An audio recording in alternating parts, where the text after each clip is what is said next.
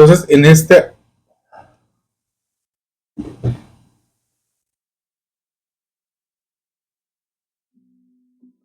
Hola lectores, bienvenidos al podcast. Como saben, yo soy Mark y hoy vamos a hablar sobre Don Quijote de la Mancha.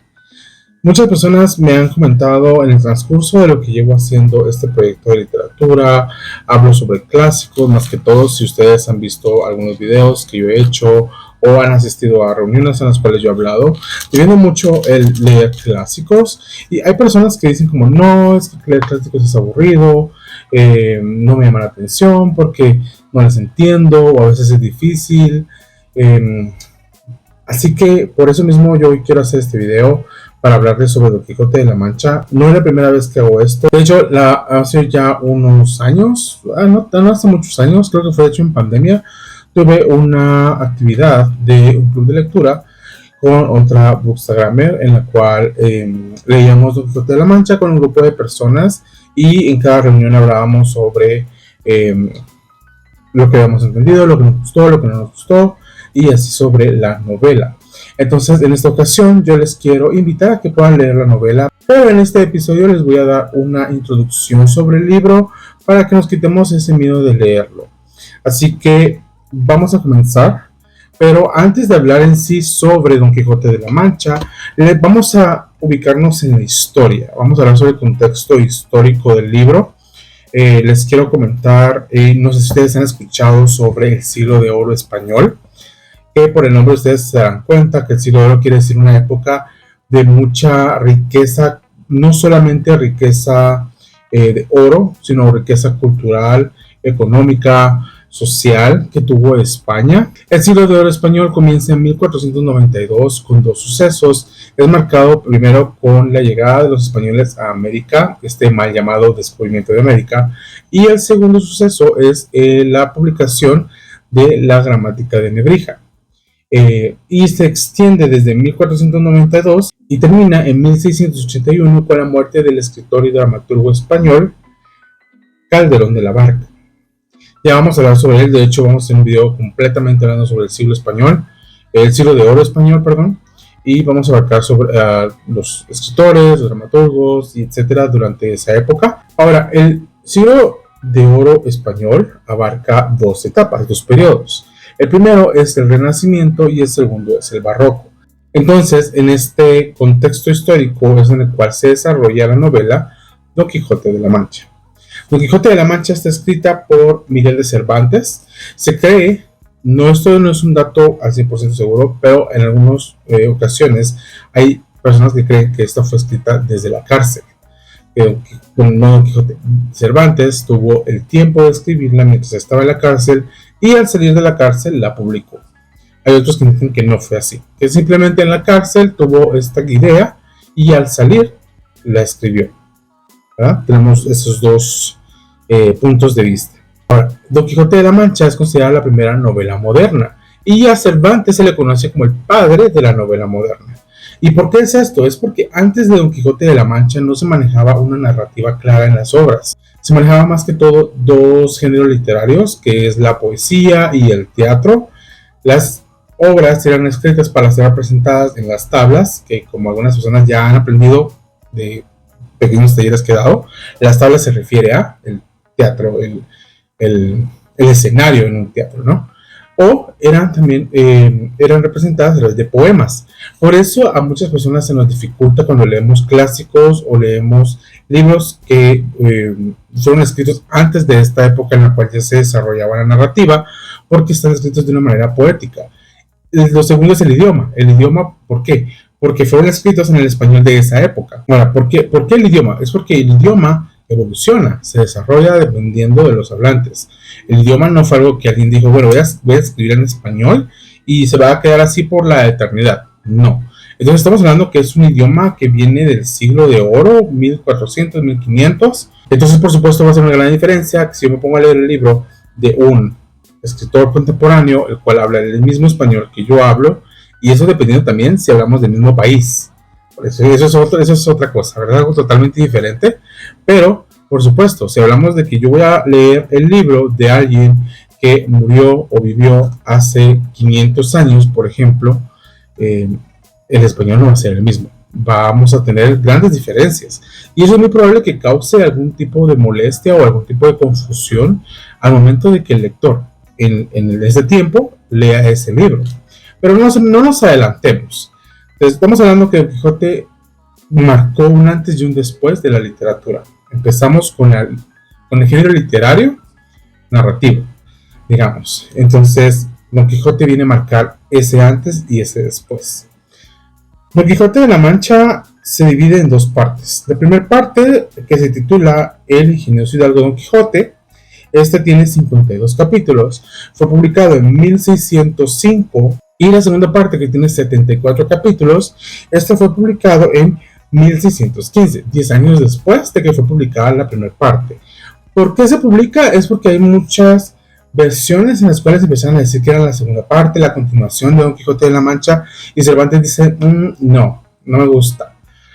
Voy a publicar yo la segunda parte. 10 años después lo publica, y en ese mismo año, en 1615, empieza a publicarse el libro con las dos partes juntas. Podríamos decir que Don Quijote, o mejor dicho Cervantes, que es el escritor, inventó las sagas, inventó en este caso una biología, ¿verdad?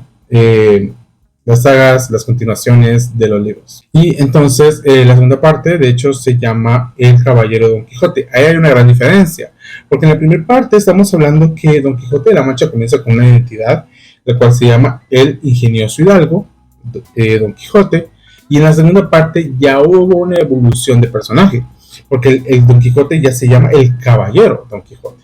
Y eso lo vamos a ir descubriendo en la primera parte, cómo él obtiene ese título, entre comillas, y cómo es de que él lleva a cabo esta historia y la transformación que sufre para pasar de ser el ingenioso hidalgo a Caballero Don Quijote de la Mancha. Hablando en este caso de Don Quijote de la Mancha, desde entonces ha sido publicado o traducido, mejor dicho, a más de 50 idiomas.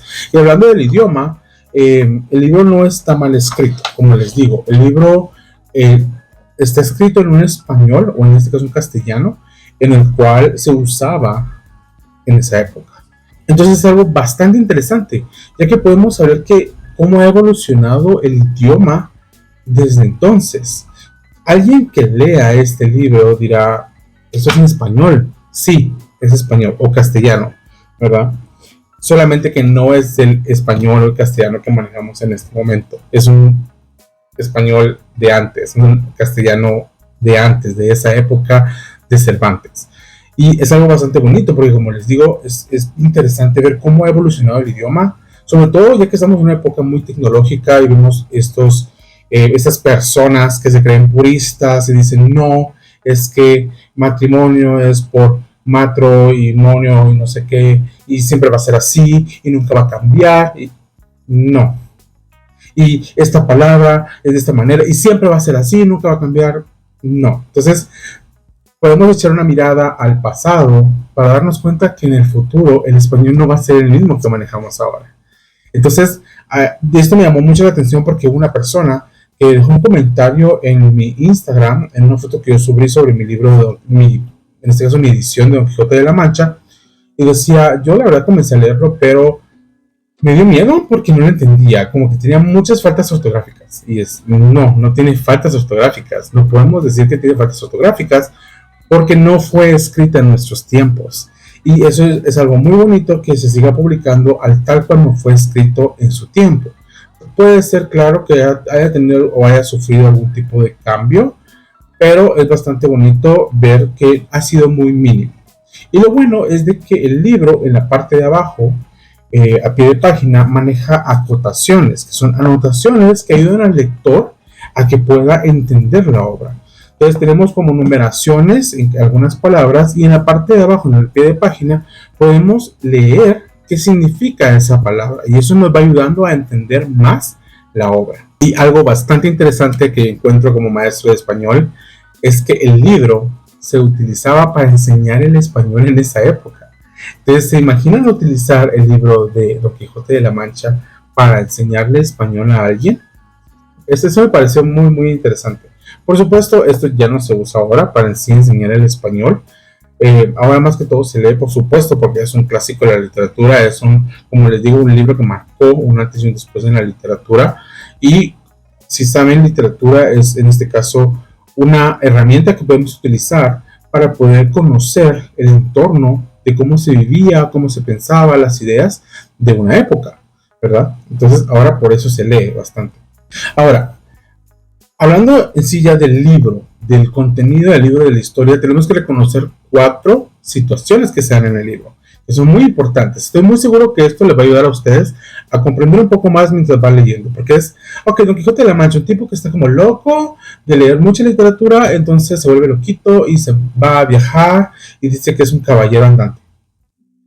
Sí, pero es más que eso. Ahora, algo interesante, el primer punto es que Don Quijote de la Mancha considera que él puede escoger su propio destino y elegir convertirse en un caballero andante. Esto es muy, muy importante. ¿Por qué? Antes se creía mucho en el destino, ¿verdad? Los caballeros tenían un destino, tú nacías con un destino. Si, por ejemplo, hablando de otro tipo de literatura, Romeo y Julieta, ellos murieron porque el destino así lo dijo, el destino así lo decidió, que se murieran por amor. Pero no, Don Quijote dice, no, yo soy dueño de mi destino y yo quiero ser un caballero andante. Entonces, eso es algo bastante interesante, bastante revolucionario en aquel entonces. El número 2 indica que la locura de Don Quijote transforma lo mundano en extraordinario. Y claro, ahora tenemos mucha literatura ya súper fantástica, como Harry Potter, Cazadores de Sombras, vampiros y así. Pero Don Quijote de la Mancha, en su realidad, dice, voy a convertir todo aquello que está alrededor mío en algo fantástico. Entonces, como un ejemplo, tenemos los muy mencionados molinos de viento, el que él dice, no, no son molinos de viento, para mí son gigantes y voy a combatir contra ellos. Entonces, es muy bonito porque, claro, en su locura, ¿verdad? Porque está deschavetado de pobre, él dice, voy a ver mi entorno de una manera diferente, muy fantasiosa. El número 3 es un recurso bastante interesante porque los personajes saben que se habla de ellos en la novela. Esto ayuda al lector a reconocer y recordar que se está hablando de personajes ficticios. Entonces, sí, esto se escuchará muy tonto, pero es como, uno se mueve a veces leyendo algo y dice, ¿será que existió? ¿Será que vivió? ¿Será que eso es verdad? Y hay ciertos puntos en los cuales los personajes nos recuerdan que no estás leyendo una novela en la cual no son personajes que existieron, son completamente ficticios. Y como cuarto punto es que la novela arraiga en situaciones de la vida cotidiana, como la comida, las posadas, los caminos y los morenos de la Mancha, ¿verdad? Esto es algo que de hecho se aprecia bastante cuando uno va leyendo la novela, porque hay novelas en las que uno dice, bueno, sí, tienes un gran viaje y todo, pero ¿qué pasó con que tienes que dormir? ¿Qué pasó con que tienes que comer? ¿Qué pasó con que tienes que hacer esto y lo demás?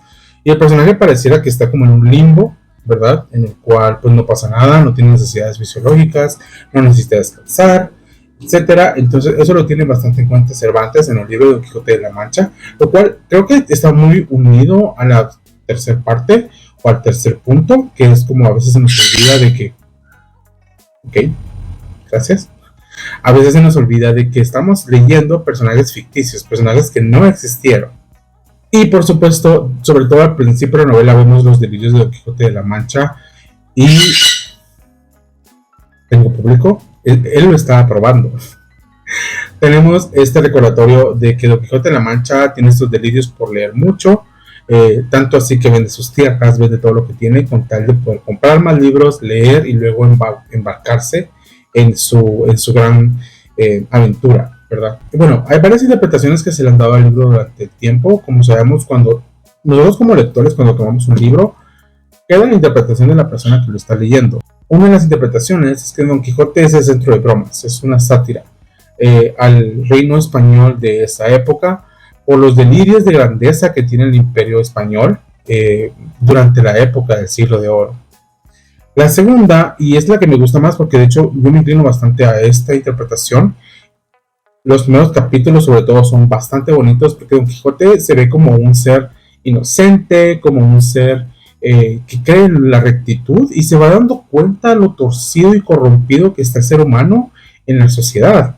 Entonces, eso me gusta bastante y digo, muy bien, hay muchas ocasiones en las cuales yo veo a Don Quijote de la Mancha como esta persona que quiere ser recta, quiere servir a su país con rectitud, pero que poco a poco va viendo y dice, no, esto no tendría que ser así, no sé por qué el ser humano se ha desviado y se ha corrompido, pero esa es la interpretación que de hecho en la cual yo me gusta un poco más, la verdad me gusta más, y disfruto bastante. Y bueno, por último, por supuesto, podemos hablar sobre la influencia que Don Quijote de la Mancha ha tenido. Vamos a hablar sobre Madame Bovary, de la literatura francesa, el escritor Gustave Flaubert, el cual es una mujer que se casa y como ha leído todos estos libros donde se habla sobre la realeza y la sociedad alta, ella dice: yo también quiero eso, yo quiero vivirlo, quiero tenerlo, y llega un momento en el que se enloquece y llega a hacer cosas no muy honorarias, digamos, para poder obtener el estilo de vida.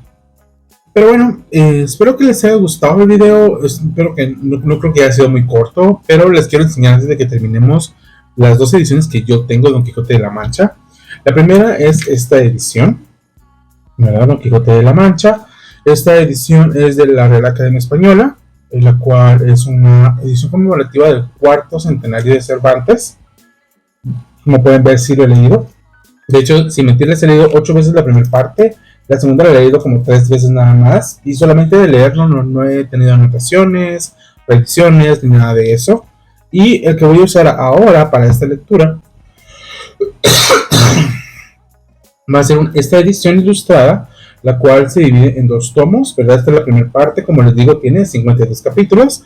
Y la segunda parte, que está por ahí, que tiene los 74 capítulos restantes. Pero esta va a ser la primera, la edición que voy a utilizar durante esta lectura. Y por supuesto tengo mi cuadro de seguimiento de lectura para ir marcando cada capítulo que voy leyendo. Los nombres son de las partes en las que se divide el curso de la Universidad Francisco Marroquín de Don Quijote de la Mancha. Les voy a dejar el enlace en la caja de descripción para que puedan verlo si se quieren escribir. Lo bonito de ahí es que tiene como la explicación de los capítulos y tienen exámenes en los cuales va viendo su comprensión no solamente de la lectura del libro, sino de la interpretación que se les está dando ahí a través de lecturas o también de videos. Mi meta con esto es invitarlos a leer Don Quijote de la Mancha, pero no lo van a hacer solos, porque todas las semanas voy a ir publicando un video aquí en YouTube en el cual voy a ir compartiendo la interpretación, mi entendimiento, mi opinión, mis comentarios de cada capítulo que vaya leyendo de Don Quijote de la Mancha. Yo sé que seguramente algunas personas van a ver estos videos antes de un examen y van a decir: no leí el libro, pero voy a ver el video y con eso voy a ver qué tal me va. Lo sé, yo he estado ahí, yo lo he hecho, no los culpo, pero espero que puedan tomarse el tiempo de tranquilamente leer el libro y encontrar los tesoros que guarda Don Quijote de la Mancha. Voy a ir aclarando dudas, pueden dejármelas siempre, ya sea por Instagram o ya sea a través de los comentarios aquí en YouTube. Si ya leyeron el libro, son bienvenidos a unirse. De repente, al final, cuando ya terminemos de leer las 2 partes, podemos tener una reunión en la cual tomemos un cafecito y podamos hablar de lo que nos pareció el libro y compartir nuestras experiencias. Espero que les haya gustado. Recuerden seguirme en mis redes sociales y nos vemos en la próxima semana en un nuevo capítulo de Bookcast. Hasta luego y que tengan muy buenas lecturas.